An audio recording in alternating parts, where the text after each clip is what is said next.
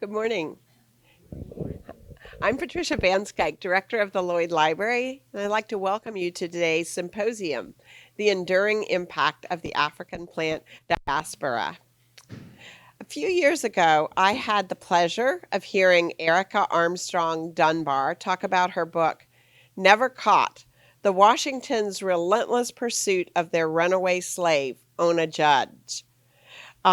And by the Washingtons, that's George and Martha Washington.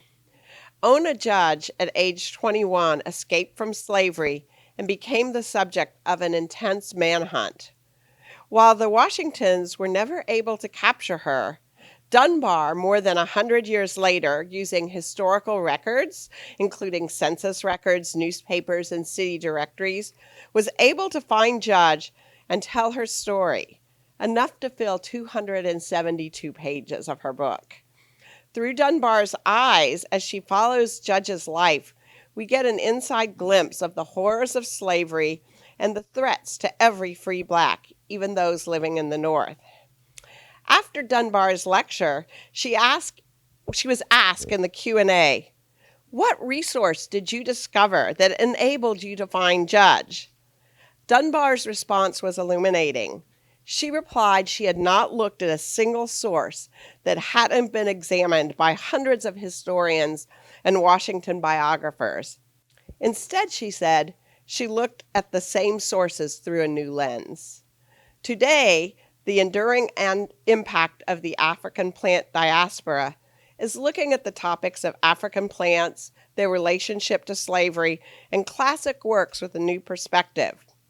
The Lloyd's 2023 Artist in Residence, Mark Harris, looked at quintessential historic books through a new lens, and you can see these on display in the exhibition, sometimes literally using a magnifying glass.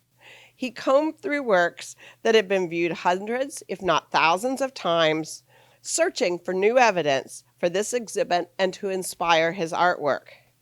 We continued the examination today, ranging from exploring food insecurity, its antecedents, and how to address it today, to the Black environmental practices of sesame. I want to personally recognize Mark Harris for this project, this exhibition, symposium, and community dinner. It was his vision, and for those of you who know him, he doesn't think small. He also contributed many hours of work, creating his artwork, consulting on the book exhibition, and actively involved in planning today's symposium and community dinner. I also want to recognize the immensely talented, knowledgeable, creative, and hardworking staff at the Lloyd Library. Christine Jankowski is the project coordinator for today's event. She wrote the grants to fund it, and together with Martha Hewitt and Emily Little, oversaw every detail of today's events. Reference librarian Erin Campbell co-curated the exhibition. She also runs the Artist in Residence program and literally was a part of this project every step of the way. Rare book cataloger and reference librarian Patrick Ford also co-curated the exhibition and is responsible for the informative, insightful exhibition labels, which I encourage you to read for a deeper understanding of the exhibition. And I also want to thank the entire staff for all the behind-the-scenes work, from publicity to setting up chairs. I also want to thank the support we received from the Carol Ann and Charles B. Hale Jr. Foundation, ArtsWave, and the National Endowment for the Arts. And before I turn the podium over to Mark to introduce our first speakers, I'd like to say a few words about our presenters. I've known a couple of them for several years. Others I met for the first time yesterday, and we got to spend some time together.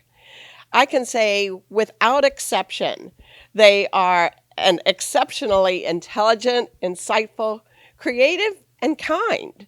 I'm grateful to spend the day today in conversation with them. Thank you.